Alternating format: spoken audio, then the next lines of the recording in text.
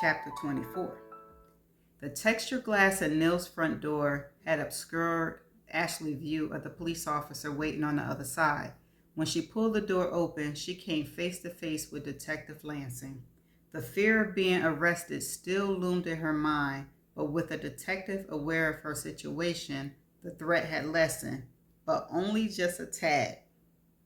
"Ashley, why are you here?" he asked, eyeing her bald cap, surprised evidence on his face. She almost forgotten she was wearing the flimsy disguise. "I came to see Nill," she stammered. That much was apparent, she knew, but she needed to figure out how to explain that Nill's dead body lay upstairs without implicating herself in a crime, such as breaking and entering. Stating the obvious was a way to buy some time, but she had to think fast. Lansing looked at her as though wondering what kind of game she was playing. "Are you too close?" he asked. "No, I haven't seen him in years," she stated. "I'm here because I wanted to help him find Ethan. I wanted him to help me find Ethan. I thought he'd be willing now that Ray's dead." She decided it would be best to start at the very beginning and then lead up to the point where she discovered the corpse. But there was a huge hurdle of how she managed to get inside uninvited. The detective tried to look past her into the house. "I need to talk to him," he said, impatience spreading across his face. She stood rooted at the threshold, blocking Lansing's entry. He couldn't come inside, not yet. Not until she could justify her reasons for trespassing through the unlocked back door. "Think, Ashley, think." "The door was open when I got here, so I came on in," she started explaining, leaving out the key detail that it was the back door she entered, not the front, like a normal visitor would. "I called out to Nill, but he didn't answer me." "Was he expecting you?" The question cut right through her pretext. She should have known better than to try and talk her way around the fact that she technically broke in. "Not exactly," she admitted. Lansing nodded. "He's dead." The detective abruptly assessment stunned her. "How did you know?" "The look on your face when you answered the door, for one thing, like a deer caught in headlights, and I'm pretty sure that smells not cat urine." It made sense that the detective had recognized the odor. He was sure to have encountered many decomposing bodies in the past, and the stench had seemed to float down the stairs once she opened the door to Nill's office. "I'm not the one who killed him," she said, quick to say. "He's been dead for a while." She hoped Lansing believed her. She had no motive to kill Nill. She stepped back, allowing the detective to shoulder his way through the door. "When did you get here?" he wanted to know. "Just a few minutes ago. I was getting ready to call you when the doorbell rang." Going through Nill's file was her way of getting ready. She would have phoned a detective as soon as she was finished searching the house. "Mm-hmm," he said. His expression told her he knew she'd been snooping. "Where's the body?" "He's in the upstairs bedroom on the right." Lansing pulled a pair of latex gloves and some protective shoe covers from his inside jacket pocket and slipped them on. He proceeded to mount the stairs with Ashley at his heels. He stopped and turned towards her. "Where do you think you're going?" he asked. "I've already been inside the room and have seen everything there is to see. There's no reason to keep me out now." The detective sighed, relenting. "Fine." He pulled out another pair of shoe covers. "Put these on," he instructed. Ashley stretched the covers over her shoes and made her way up the stairs behind Detective Lansing. The, the odor hit her full force again, and she was tempted to pull her shirt back up over her nose. But with the detective there, she decided to soldier through the stench. She was anxious to get Lansing's take on the scene. Did Nill shoot himself, or was the suicide staged? She followed as the detective entered the room, watching his expression. He moved around the body, going in the same direction she had gone, glanced at the computer screen just as she had done, and also noticed the note under the corpse's left arm. "Was he murdered?" she asked. He looked at her. "You tell me, Nancy Drew." The reference to the fictional female solidified her belief that Lancey knew she had embarked on her own investigation. I think he most likely killed himself, she replied. Why? She could tell he wasn't just quizzing her on her forensic knowledge, he was questioning what she'd been up to before he arrived. Mainly because evidence was left behind that Ethan would have taken, like the computer. What all have you touched? Or, in other words, have you contaminated the scene? She didn't think so. She wondered whether she should tell him about the files she'd seen on Dr. Fisher, Brett, and herself. She hadn't technically touched him, she used a tissue. If she told him, how mad would he be? I left the laptop alone. I only touched doorknobs and doors, she said. You're sure? Yes, I'm positive. The detective pulled out his cell. A frustrated look clouded his blue eyes. She listened as he reported the death, requesting both the medical examiner and a forensic team. A possible 1056, he said into the phone. From her studies in criminal justice, she knew that was police code for suicide. So, Nancy, Lansing said after ending the call, why did he do it? She realized if she told him her theory, she'd have to admit to snooping through Neil's file.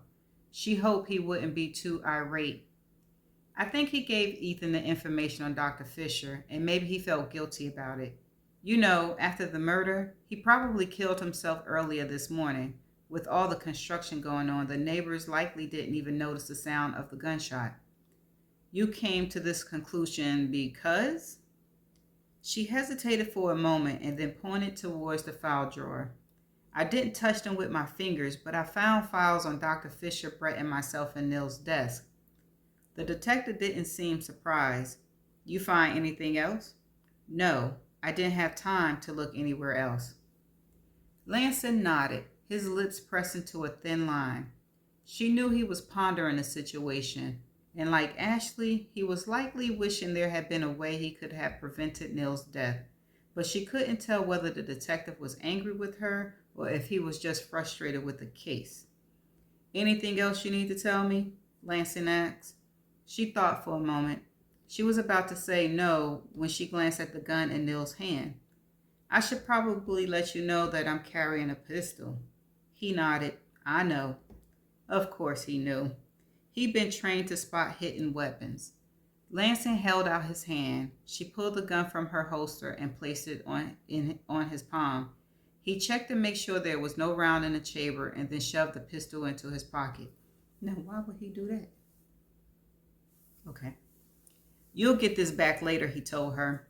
She didn't really want to surrender the weapon, especially now that she had a baby to protect. Ashley hoped later meant tonight, when she was ready to leave Neil's house, and not a week from now.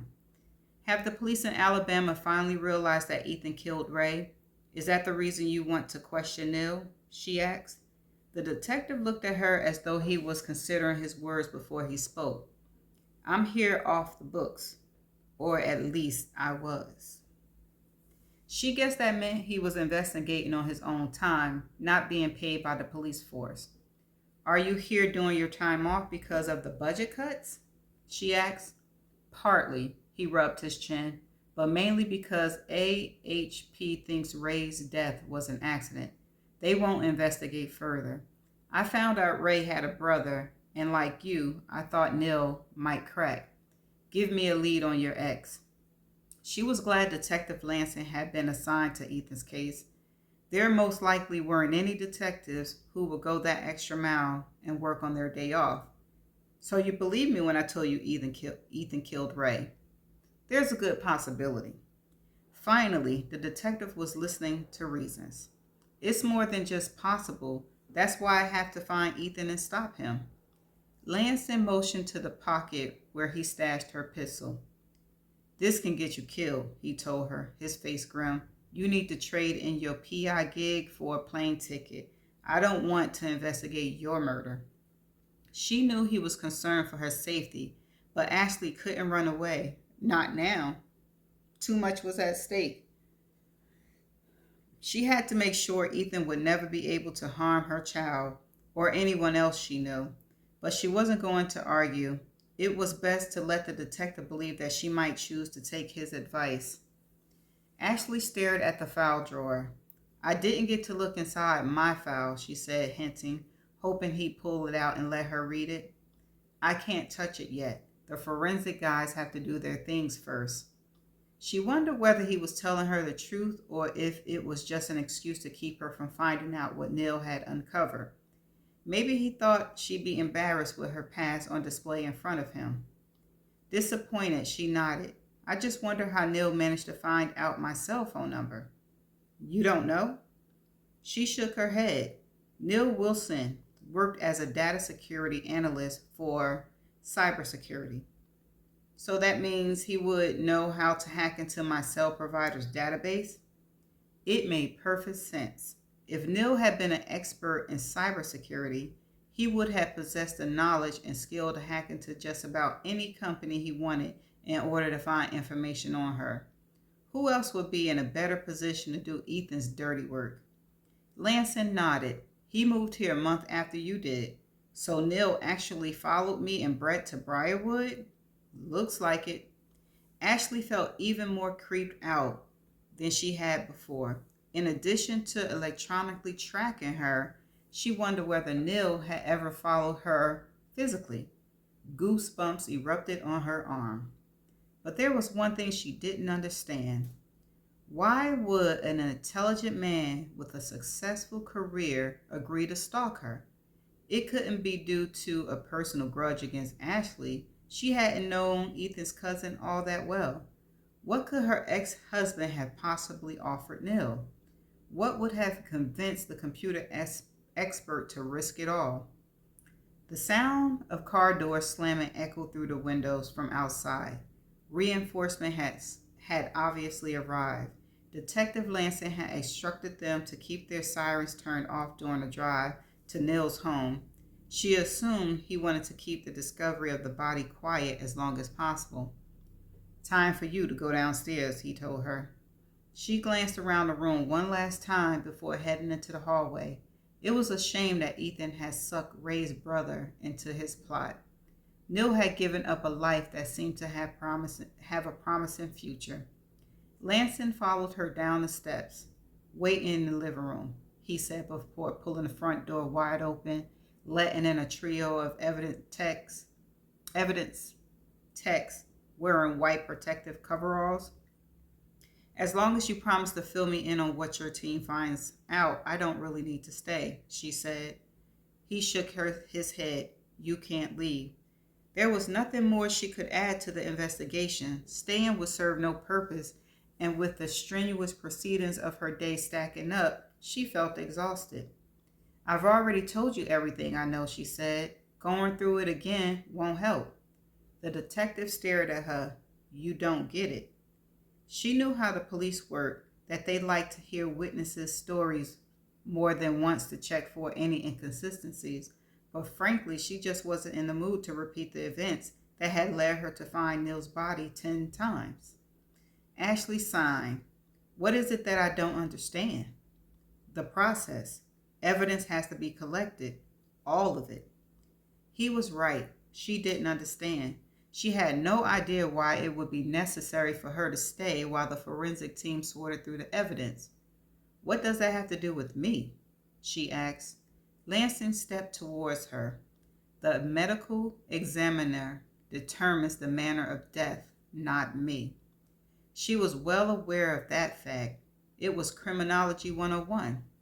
First, there was a cause of death, which in this case would be a gunshot wound.